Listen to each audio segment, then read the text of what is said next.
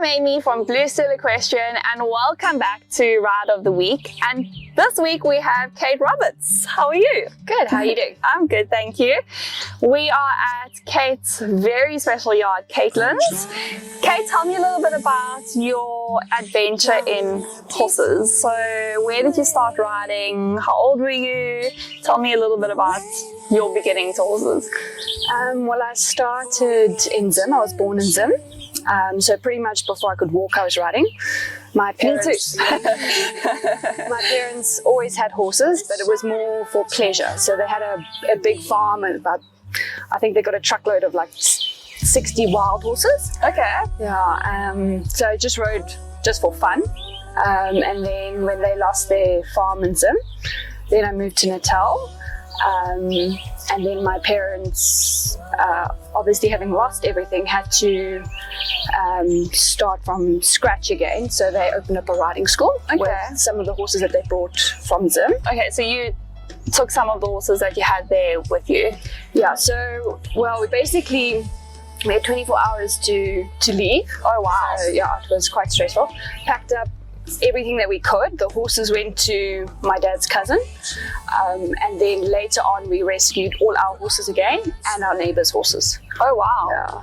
Sure. So, that must have been quite hectic. How old were you then? I was 7. Sure. So little. Yeah, and then moved to Natal. Come from a big family, so there was 5 girls. And our 2 cousins lived with us as well. So my poor parents are... So you were 7? That's amazing. 7 kids, yeah. My poor dad. Yeah, and so then my parents started a riding school where I learned obviously a little bit better how to ride. But I lived like in Zululand, so there's not much. Okay. It's like... in the sticks. Pretty much, yeah. So then I learned there to ride a little bit, and then I grew up riding the farm ponies. There was never really a selection of top ponies or horses. Sure. So you got to ride what you were given. And I actually rode a pony all the way through till matric. Okay. Yeah, our closest show was like 2 hours away. Sure. There was a lot of traveling. Yeah, so then after school, I couldn't afford for me to study, so I had to start working. And I had grown up with horses. My passion was with horses. I loved horses. I'd helped my mom teach a little bit. So then I moved to Somerset West. I worked there a little bit. I worked a little bit in Hermanus, which was amazing. And then I moved to PE in 2012 to actually be closer to Ian. Okay. Yeah. Your husband? My husband now, yeah.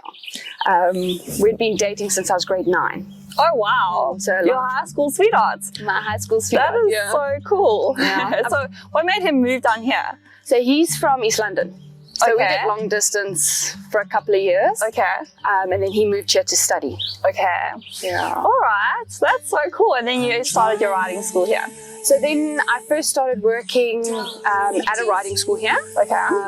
And then I worked a little bit at another riding school. And then in 2014, I started up Caitlin's. Awesome. And I love the name Caitlin's. Yeah. That's cool. So it's linked to you and it's your happy place. Yes, it's definitely my happy place. A lot of people think I'm actually called Caitlin's. They call me Caitlin's all the time. That's Kate. That's cute. Tell me a little bit about your ups and your downs about starting your riding school, your ponies that you have. I know because riding school ponies are always the hard ones to find. So ups and downs, I mean, everybody goes through the ups and downs. So it's always nice to see, what is behind this beautiful picture that, I'm looking at now, which you'll see just now, because there's always pros and cons and ups and downs, sweat and tears and smiles and laughs. Very much so.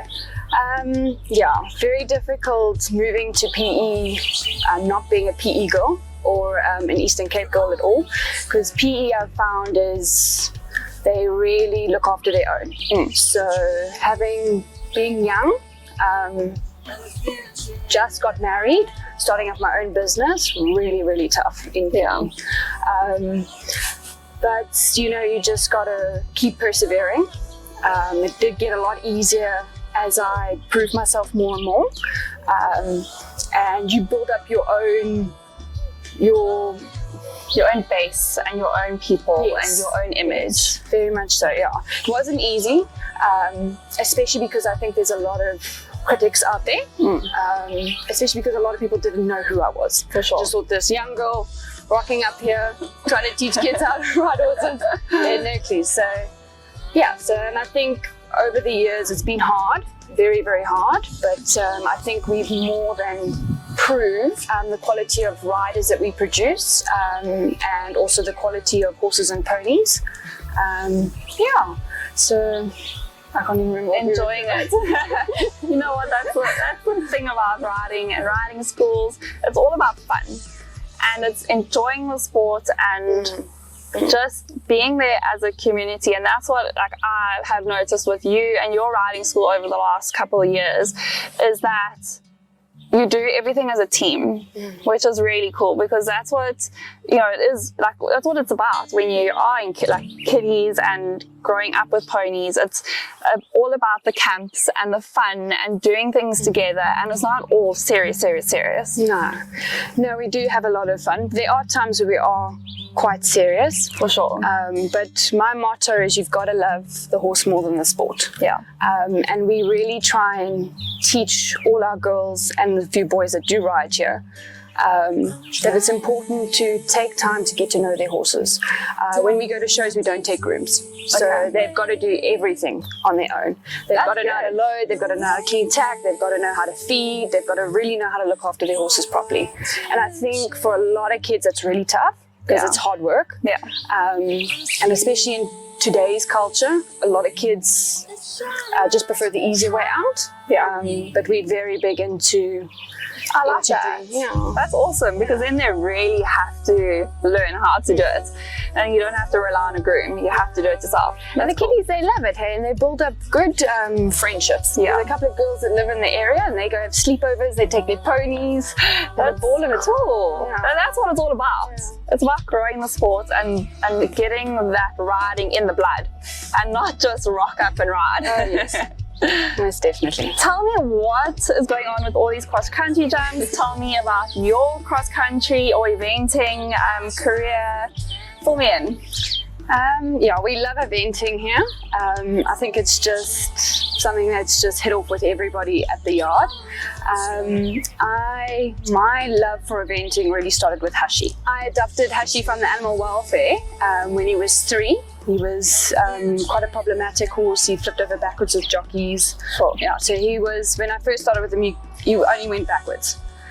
That's interesting for a racehorse. That is very interesting. Yeah. I think he only entered 2 races. I don't even know if he got through the starting block. I think as soon as they tried to get him in there, he just crumbled. Panicked, yeah. Shame. Yeah, and then I took him on slowly, and then I started eventing him, and he loved it. He loved the cross country. He absolutely lived for it. That's amazing. Yeah. So my love for eventing really started with him. And he became the most incredible eventer. We went up to 2-star. And then at the beginning of this year, I had to put him down. He got a sinus infection. That was really, really hard.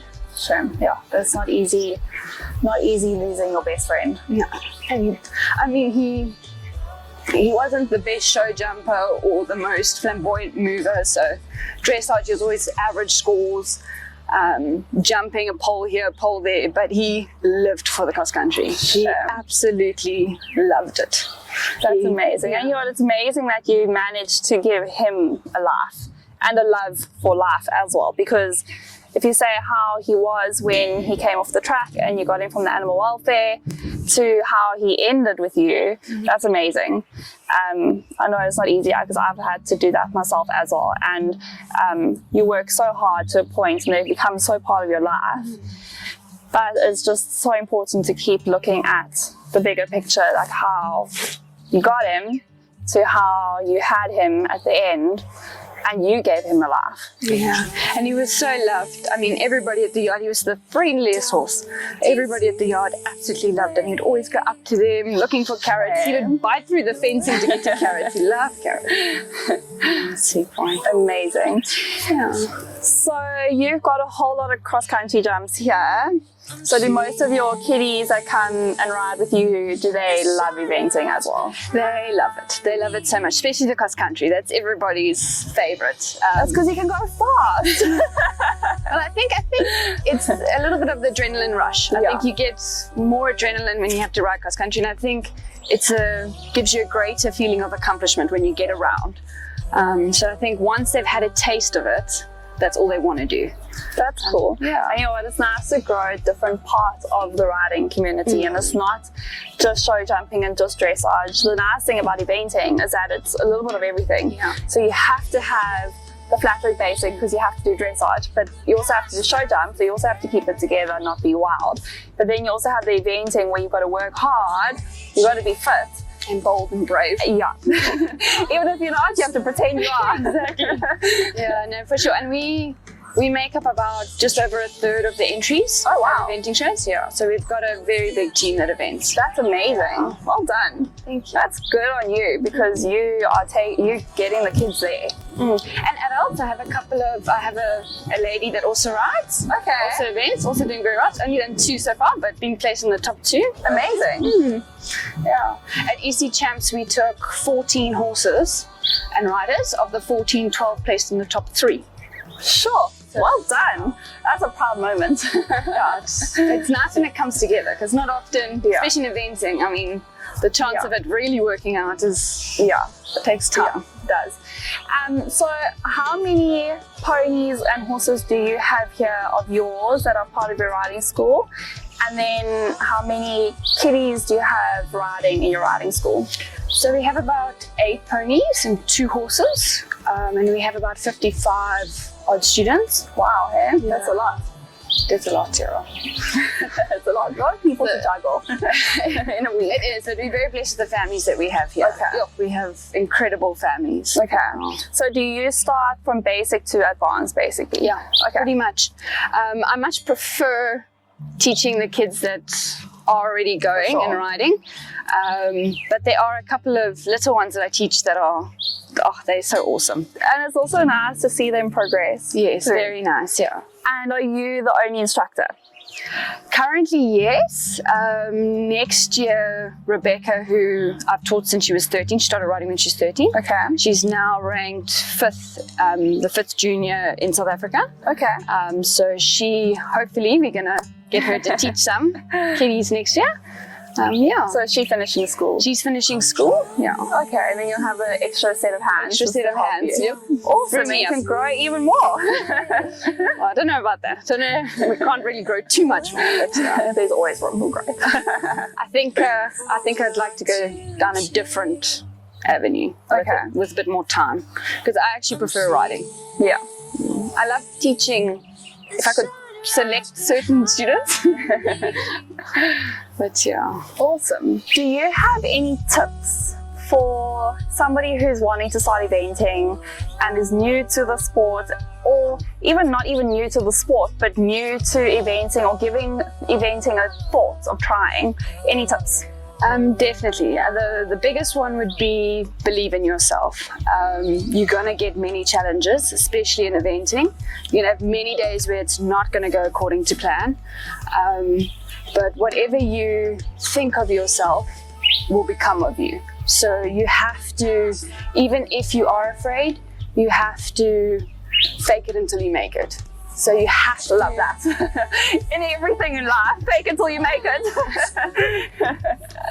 And I think it first starts with the mind. You've got to believe that you can do it, and the results will come. They will come. In eventing, it's a lot of hard work because it's 3 different disciplines. You've got to manage time, and as you grow up the levels, you now have to concentrate on your fitness because that takes priority. So it's actually almost 4 different disciplines that you're having to concentrate on. So it takes, as you concentrate on one, another one's going to take a bit of a knock. So you just have to learn to really persevere and work really hard. But yeah, it's great fun to event.